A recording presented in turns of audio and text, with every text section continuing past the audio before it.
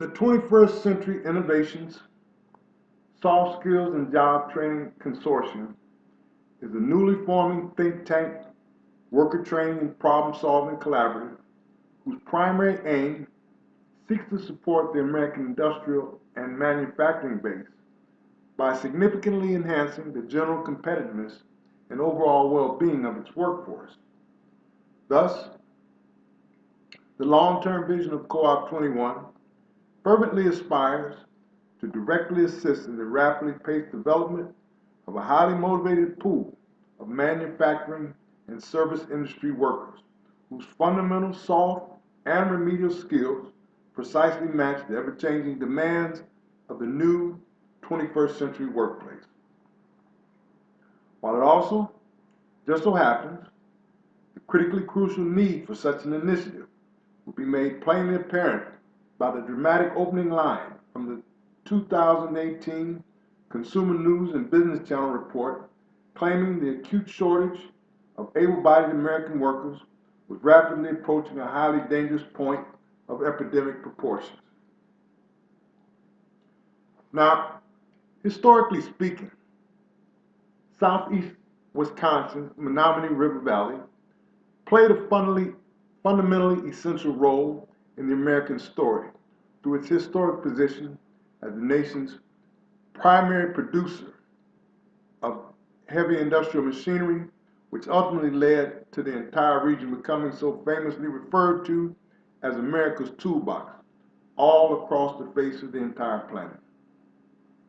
Unfortunately, the powerful forces conspiring to create the current labor shortage imposed a highly disruptive social impact throughout the entire region, according to the president of the state's largest business trade association, who dutifully sounded the ominous public alarm that specifically identified the acute shortage of qualified workers as the primary challenge facing modern industry.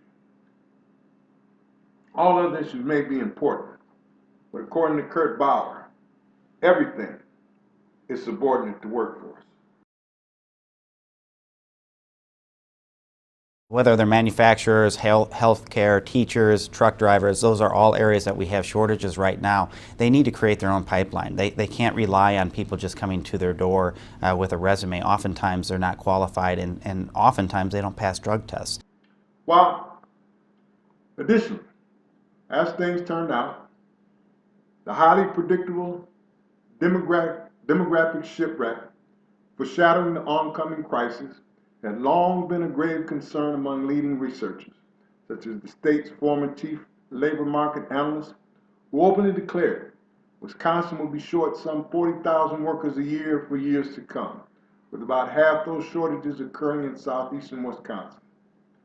Now, ironically enough, over the earliest course of 2019, a highly detailed research report from the University of Wisconsin-Milwaukee's Center for Economic Development also ventured out onto the public record in order to openly declare the closely interconnected system of social barriers prevailing over the city's 53206 zip code represented an enduring ecosystem of disadvantage that unjustly deprived its residents of fair and equal access to the traditional avenues of intergenerational upward mobility, primarily because the unemployment rate for both male and female working age adults consistently approached 50%, and while 46% of all prime age adults did hold full-time positions in 2017, an astonishing 34% of 53206 males living through the highest peak cycles of their working age years were not allowed to participate in the labor force at all. Even in spite of the highly detailed Employment and Training Institute research map, clearly revealing the undeniable presence of 18,000 full-time and 8,000 part-time openings throughout the 50 square mile region immediately surrounding downtown Milwaukee. Welcome back. A recent survey shows more than 80% of Wisconsin employers are having a hard time filling jobs, and that includes Wisconsin manufacturers. The Summer Economic Outlook survey from Wisconsin Manufacturers and Commerce points to a lack of qualified applicants and a labor shortage. And that shortage is forcing companies to think outside the box and take on politics and immigration head on. The monster truck outside power test dynamometers is meant to inspire some big-time interest. This is really fun right now. Right. Adam Pedalinsek knows what's at stake and the creativity needed as he takes us onto the floor of the manufacturing company his father first started decades ago. We have more work than we can comfortably handle, and we're starting to turn away jobs. Pedalinsek says it's simple math and a problem manufacturers and companies are seeing statewide. Now, the town of Sussex, with a second-generation factory owner described turning down highly lucrative work contracts due to the lack of able-bodied workers, is located a mere 26 minutes away from the inner-city zip code, where 1 out of 3 adult males have never participated in the labor force. But in addition to the highly problematic barriers offered by the complete lack of public transportation between Milwaukee and Sussex, the tragic legacy of deeply embedded traditional practices separating these communities end up being no less formidable than they would if both places had been located on different planets. Because, according to a recently published, widely acclaimed investigative series, the primary challenge facing Milwaukee and similar high-poverty cities is not one of the usual suspects: education, crime, or even the availability of jobs, although all those play a role. Instead, it is an epidemic of trauma, passed along from one generation to another and one neighborhood to the next. The perpetuation of trauma has been documented in the families of those who survived the Holocaust, Hiroshima, the Vietnam War, and Cambodian genocide. That data has now turned up the same phenomenon in families entrenched in poverty, violence, and neglect.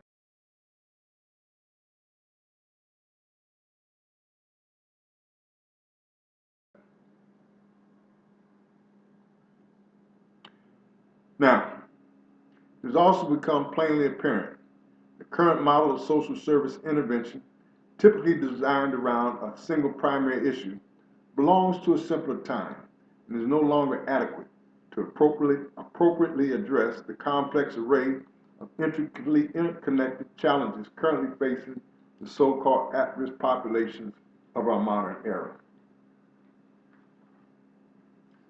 But quite fortunately for everyone concerned, the newly emerging field of epigenetics is quietly exploring just exactly how prolonged exposure to extremely high levels of chronic stress drastically affects the basic genetic code that ordinarily gets passed along from generation to generation.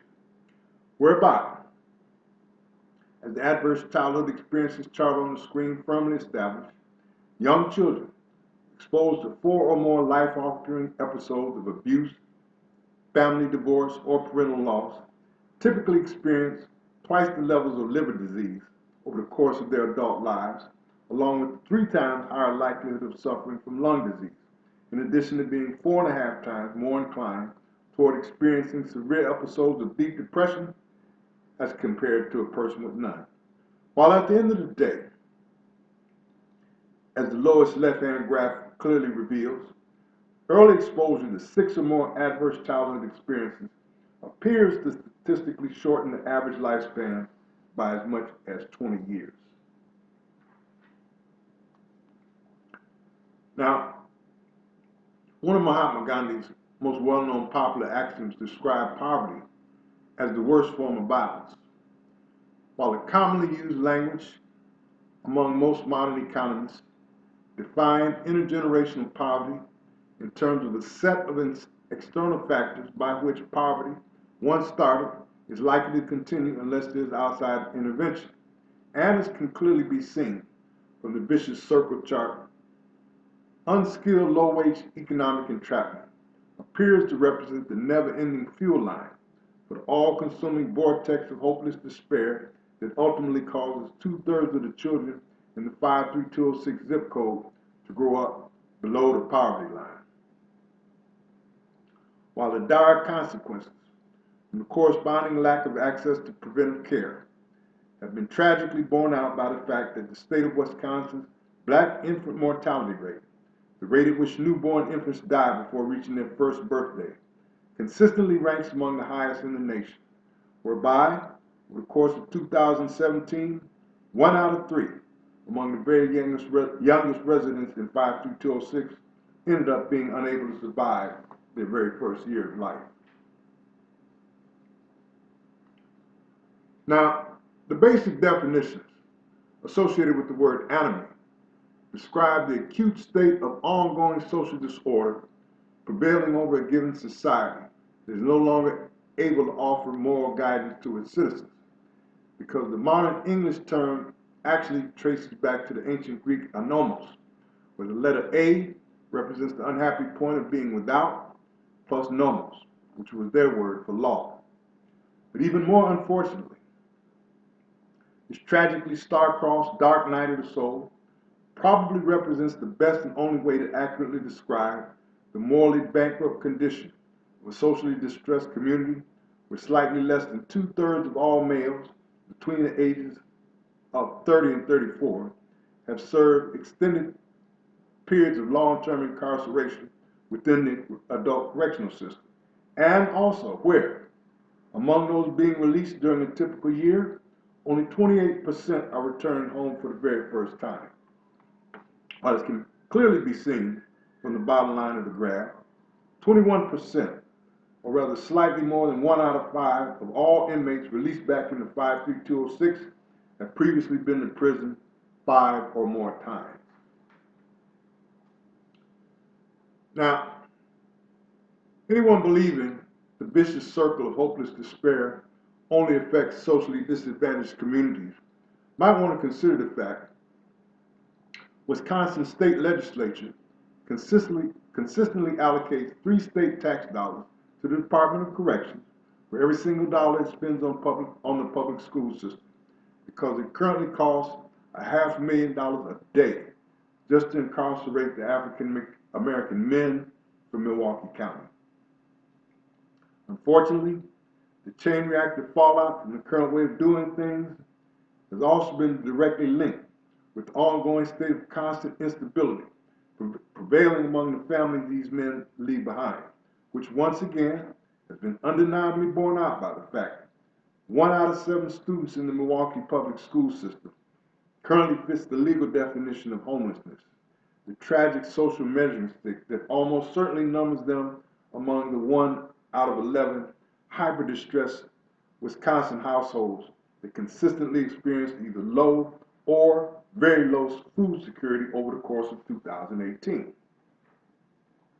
And so, of course, as the vicious circle of hopeless despair finally turns full cycle, and these emotionally strained to the limit, mostly young families, rapidly approach the point of no longer being able to reliably secure food and shelter, it only becomes a short matter of time before they find themselves drawn into the powerful child protective services and foster care vortex that inevitably breaks down these already structurally weakened household units in easily predictable ways that set off an entirely new cycle of hopeless despair once again.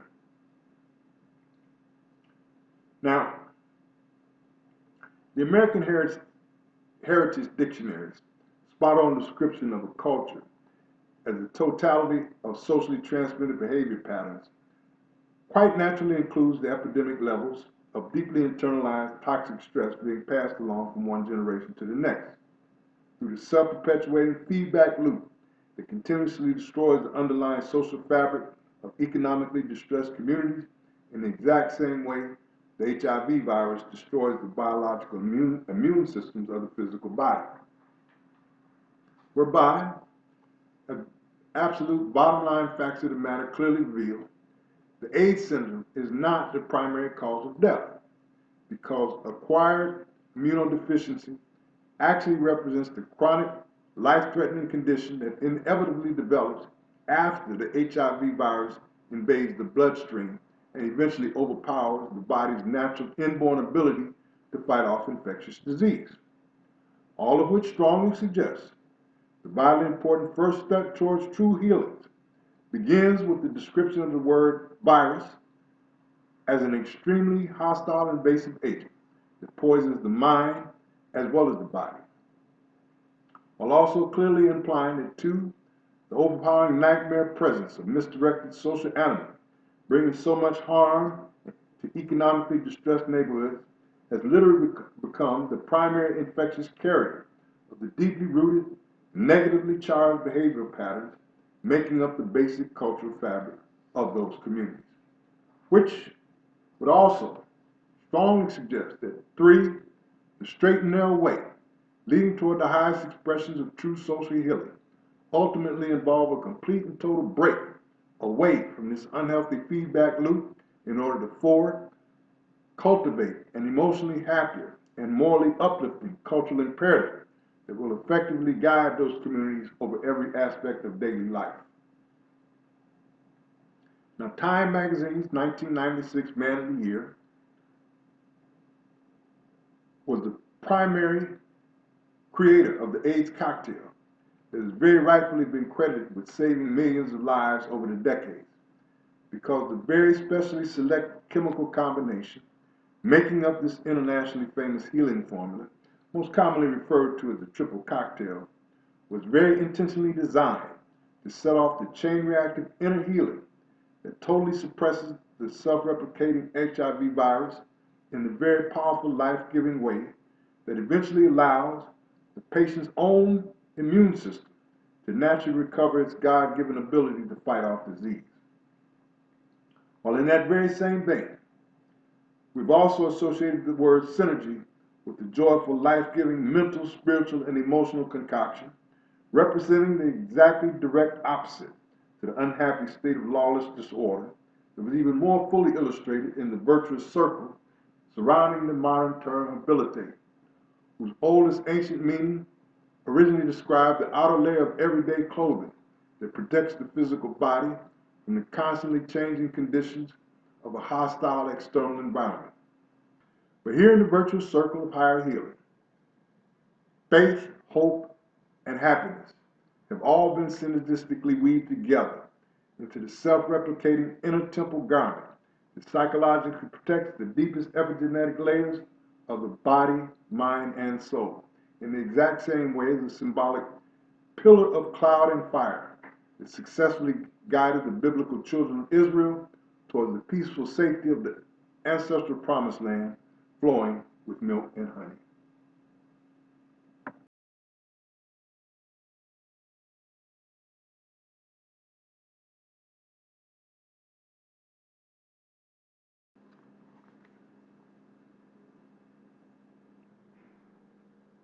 Now, over the earliest course of the 21st century, diet and nutrition became such vitally important elements in the treatment of mental health, they inspired an entirely new field of serious scientific research that eventually came to be known as nutritional psychiatry, because the firmly established connection between the unhealthy lack of vitally essential nutrients and the unavoidably inevitable onset of chronic emotional despair has reached a highly predictable point of absolute certainty that can no longer be rationally disputed.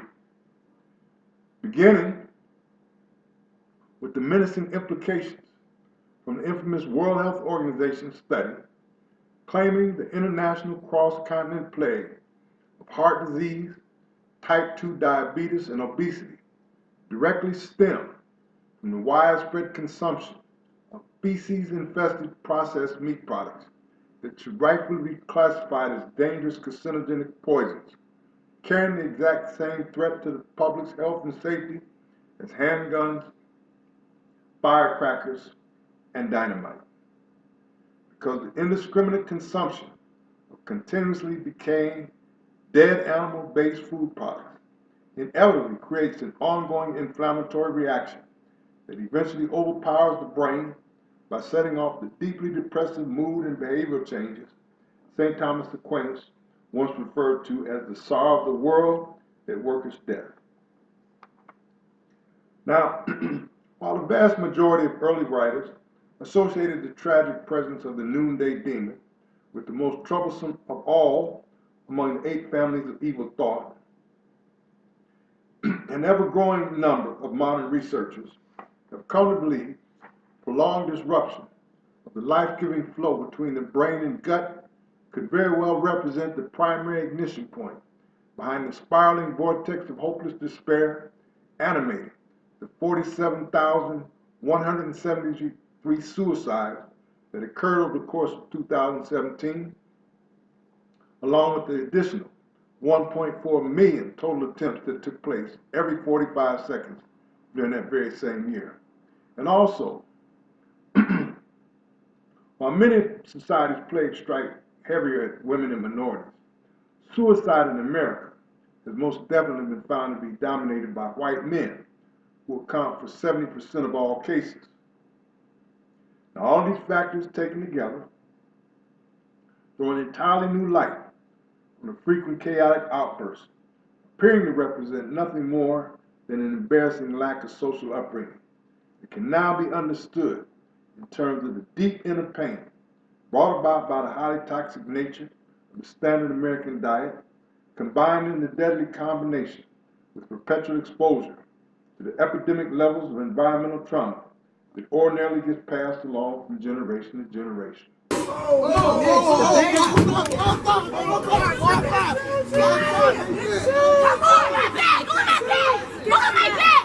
Oh, she about to go in her bag. If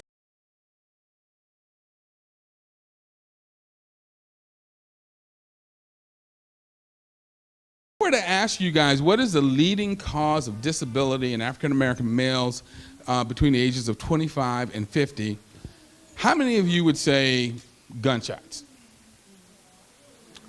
How many would say motor vehicle accidents? Do you know the leading cause of disability in young African American males is stroke from untreated hypertension? That's crazy. That's absolutely crazy. And again, like I tell my patients, you might think you're a ladies' man, but it's pretty hard to pull the ladies when you're dragging one half of your body and talking out the side of your mouth. Hey, baby, what you talking about? Nobody's interested, okay?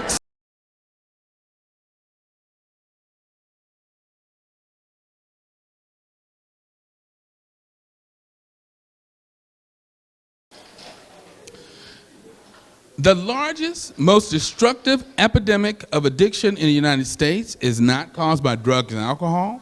It is due to our addiction to unhealthy food.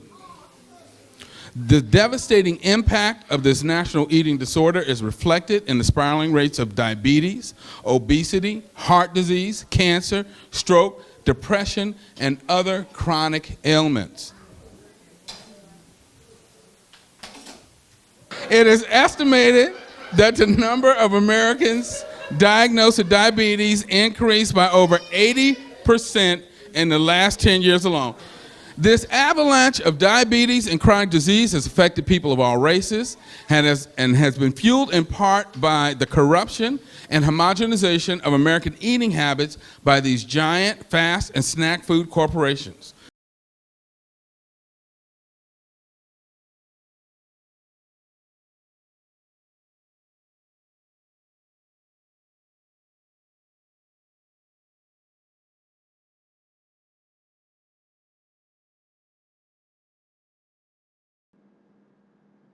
Now, in light of the Kaiser Family Foundation's recent industry-wide assessment claiming the typical cost of company-provided family insurance closely approached $20,000 per employee over the course of 2018, it certainly should come as no surprise to learn recent discoveries regarding the close connection between diet and health have already been fully incorporated into the long-term planning of the nation's largest healthcare provider.